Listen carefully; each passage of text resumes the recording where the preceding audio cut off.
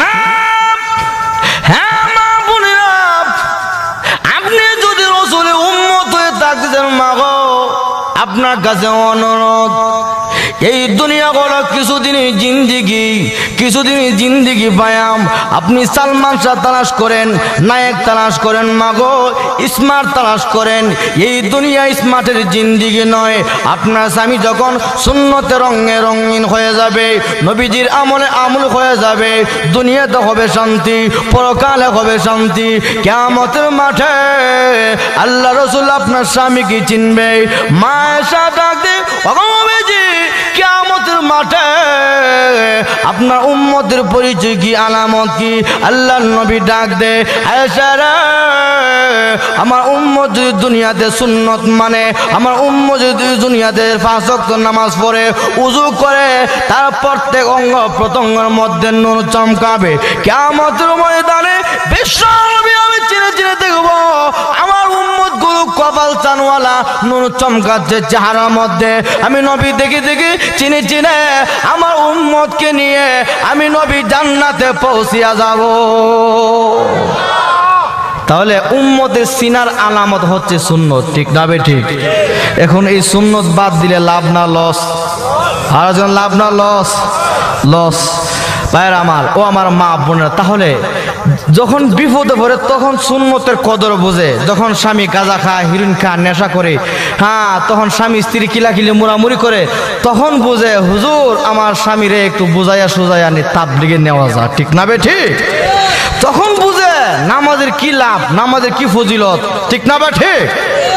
যুবক ভাইয়েরা, মা বোনেরা, তুমি তোমার স্বামীরে উৎসাহিত করো দিনের প্রতি। তুমি সেই দিনের জন্য তাকে অবহেলা অলসতা করো, তাহলে তুমি কিন্তু কিয়ামতের ময়দানে দায়ী হইতে হবে। আল্লাহর কসম, বিশ্ব নবীর এই সুন্নতের সঙ্গে ঠাট্টা মস্কারি করলে তুমি কিয়ামতের ময়দানে আল্লাহর কাজ করে জবাবদিহি করতে হবে, ঠিক না বেঠে? আজকে বেদিনে আদর্শ আপনার মধ্যে চলে আসছে। আজকে মহিলা, আজকে দাড়ি ভালো পাই না, আজকে নামাজি লোক ভালো পাই না, ঘৃণা করে ঠাট্টা করে মস্কারি করি। আফসোস, যার কারণে আজকে বেদিন না, আমাকে নিয়ে আমল নিয়ে আজকে বেদিন না, আপনার আমার প্রতি আজকে হামলা মামলা, বিভিন্ন ধরনের মুসলমান নির্যাতিত নিপীড়িত, যেরকম ঠিক না বেঠে? এই জন্য এখনো সময় আছে, এখনো সময় আছে। আগেকার যুবকরা সাহাবা কেরাম রাদিয়াল্লাহু আজমাইন দুনিয়ার সকল কিছুর চেয়ে আল্লাহর নবীকে প্রাধান্য দিতেন। যেরকম মারহাবা, কি প্রাধান্য? আল্লাহর নবী পত্র দিল, এক যুদ্ধে যেতে হবে, হুযায়ফার কাছে পত্র লিখেছে, আগামীকাল হুনাইনের যুদ্ধের মধ্যে তুমি প্রথম সেনাপতি, প্রথম আমির যেতে হবে। ওই পত্রবার সঙ্গে সঙ্গে আল্লাহ নবী সাহাবী হুযায়ফা রাদিয়াল্লাহু তাআলা নাম, উনি যখন পত্র পাইলেন চুমা দিলেন, গান লাগাইলেন, চোখ লাগাইলেন। হুযায়ফা রাদিয়াল্লাহু তাআলা আনহু এই অবস্থা বিয়ের মজলিসের মধ্যে শুধু ইজাব কবুল করেছে। ইজাব কবুল করার সঙ্গে সঙ্গে হুযায়ফা রাদিয়াল্লাহু তাআলা আনহু মজলিস থেকে উঠে যায়। মজলিসের লোকেরা ডেকে ডেকে বলল, হুযায়ফা রে, তুমি কোথায় চলে যাচ্ছ? আমি চলে যাচ্ছি, বিশ্ব নবী, মায়ার নবী, রহমতের নবী আমাকে পত্র দিয়েছে, আমি আর বিলম্ব করতে পারি না। রে হুযায়ফা, নবীর সুন্নত হিসাবে বিবিকে দেখে যাও, স্ত্রীর দেখে যাও না, বিশ্ব নবীকে উনার সঙ্গে আমার বেয়াদবি হয়ে যাবে, অন্যায় হয়ে যাবে। আমি যদি বিলম্ব করি আর নবী যদি বিরক্ত হয়ে যায়, আমি হুযায়ফার জীবন ধ্বংস হয়ে যাব। আমি আর বিলম্ব করব না। আবার গুড়ার মধ্যে সারা হইয়া অস্ত্রে সজ্জে সজ্জিত হয়ে আবার জিহাদের ময়দানে রওনা। এবার ওখানে যাওয়ার সঙ্গে সঙ্গে নতুন বিবি পত্র দিয়েছে, স্বামীরে নতুন ইজাব কবুল হয়েছে, ও স্বামী আপনার সঙ্গে একটু দেখা সাক্ষাৎ করার মধ্যে মনের মধ্যে আসা, আপনি আমার সঙ্গে একটু সাক্ষাৎ করুন। অপর পৃষ্ঠায় লিখে দিল, বিবি আমি আর সময় দিতে পারবো না গো বিবি, জান্নাতে হুর গেলমাল আমার জন্য অপেক্ষা করতেছে, আমি আর আসতে পারবো না, আমাকে ক্ষমা করে দিও। অপর পৃষ্ঠা লিখে দিয়ে আবার চিঠি আসলো, আবার চিঠি আসলো, 3 নাম্বার পর্যন্ত চিঠি এসেছে। অপর পৃষ্ঠায় আবার লিখে দিল, বিবি তুমি আমাকে বিরক্ত করবে না। আল্লাহ নবী আমাকে পারমিশন দিয়েছে, ইজাজত দিয়েছে, আমাকে বিরক্ত করবে না। আল্লাহ নবী পত্র থেকে বলল, হুযায়ফা রে, কে তোমার বারবার পত্র মাধ্যমে বিরক্ত করতেছে? হুজুর, গতকাল কিছুদিন আগে যে আপনি আমাকে পত্র দিয়েছিলেন, এখন নবীজি আমি হুযায়ফার ইজাব কবুল হয়েছিল গো নবীজি, যার কারণে আমি হুযায়ফা ইজাব কবুল করার সঙ্গে সঙ্গে আমি যুদ্ধের ময়দানে চলে আসলাম। ইয়া রাসূলুল্লাহ, ইয়া হাবিবাল্লাহ, ওগো নবীজি এই জন্য পত্র পাওয়ার সঙ্গে সঙ্গে আর বিলম্ব করে নাই, দেরি করে নাই। আল্লাহর নবী ডাক দি, হুযায়ফা রে, আমি নবী পারমিশন দিলাম, অনুমতি দিলাম, যাই এই মুহূর্তে তোমার বিবির সঙ্গে তুমি সাক্ষাৎ করে আসো। এবার যুদ্ধের গুড়া নিয়ে শ্বশুর বাড়ির সামনে ডেকে ডেকে বলল, বিবি রে, কি বলার বল। এবার বাড়ি কিনা দাঁড়িয়ে দাঁড়িয়ে বলল, স্বামী, আমরা জানি মুজাহিদরা যুদ্ধে যাওয়ার আগ মুহূর্তে দোয়া করলে দোয়া কবুল হয়। আমি শুধু দোয়া করব, আপনি শুধু আমিন বলবেন। উনি বলল, প্রয়োজন হলে আমি আমিন বলবো।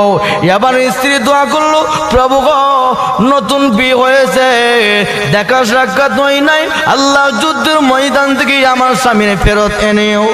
এই দোয়া করার সঙ্গে সঙ্গে হাত ছেড়ে দিয়ে এই অবস্থা কান্না, বিবি রে, দিনের পথে বাধা দিস না, আমার বিরক্ত বোধ করিস না, আর বিলম্ব করিস না, আমাকে যেতে দে। এই বিবি, কিয়ামতের মাঠে তোমার সঙ্গে আমার সাক্ষাৎ হবে। এই কথা বলে যুদ্ধের মধ্যে আল্লাহ নবীর সাহাবী হুযায়ফা রাদিয়াল্লাহু তাআলা চলে গেল।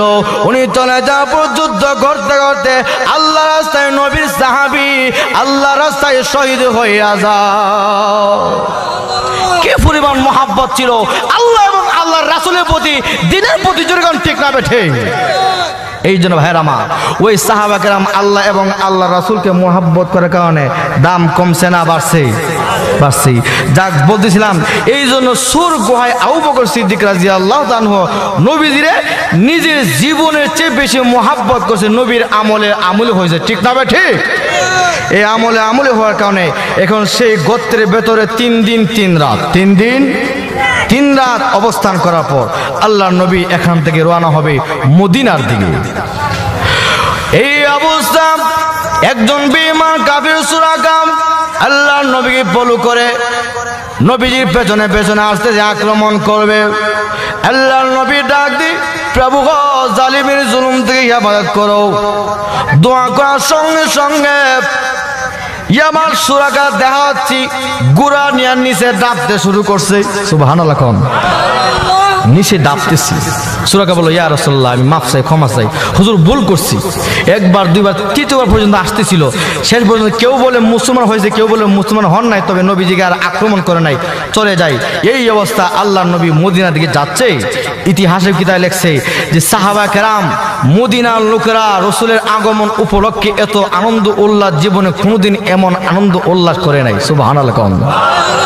প্রত্যেক দিন মদিনার বর্ডারে এসে সকলে দাঁড়িয়ে থাকি, কোন দিন বিশ্ব নবী আসবে, মদিনা ধন্য হবে। সুবহানাল্লাহ।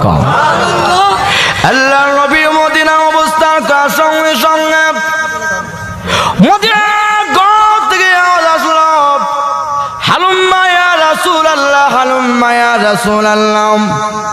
ওগো নবীজি, আমার ঘরে আসেন, আমার ঘরে আসেন। আল্লাহর নবী ডাক দেয়, এ মদিনার লোকেরা, আমি নবী কার ঘরে যাব? এক ঘরে গেলে অন্য ঘর মলিন হবে। এই জন্য তোমরা এক কাজ করো, আল্লাহ হুকুমে আমি যাব, তোমরা মন ঘাবড়াবে না। মদিনার ছেলে মেয়েরা এত আনন্দ উল্লাস। আল্লাহর নবীর মনে আঘাত ছিল। কি আঘাত? বিশ্ব নবীর জন্মস্থান ছেড়ে দিয়া, খানা কাবা ছেড়ে দিয়া আল্লাহর নবী মদিনা আসলো। মদিনার ছেলে মেয়েরা নবীজিকে দেখে এত আনন্দ উল্লাস। আল্লাহর নবী চোখের পানি ফেলে দিয়ে কান্দে, মদিনার ছেলেরা রে, রে মদিনার মেয়েরা, তোরা আমার জন্য আজকে পাগল। আমি নবী যখন মক্কার ঘরে ঘরে কালেমার দাওয়াত দিতাম, আমি নবীর পাথর দেওয়া ডিল মারতো, আমি নবীর আঘাত করতো। এ মদিনার ছেলেরা, না মক্কা বেঈমান কাফেরদের আমি নবীর সঙ্গে গাদ্দারি করে প্রতারণা করবে, সকলেই ডাক দিয়ে রাসূলুল্লাহ, না গো নবীজি, আমরা মক্কার ছেলে নয়, মদিনার ছেলে, আমরা ওয়াদা দিলাম গো জীবনে কোনোদিন আপনি নবীর সঙ্গে আমরা কোনোদিন বেয়াদবি করব না। এই কথা বলার সঙ্গে সঙ্গে নবী দোয়া দিল, প্রভু মদিনার প্রতি আমি খুশি হয়ে গেলাম, প্রভু গো আল্লাহ তুমি খুশি হয়ে যাও। নবীজি এমন দোয়া দিল, আমার মহান আল্লাহ এই মদিনাকে আমার আল্লাহ সোনার মদিনা হিসাবে কবুল করে নিয়েছে।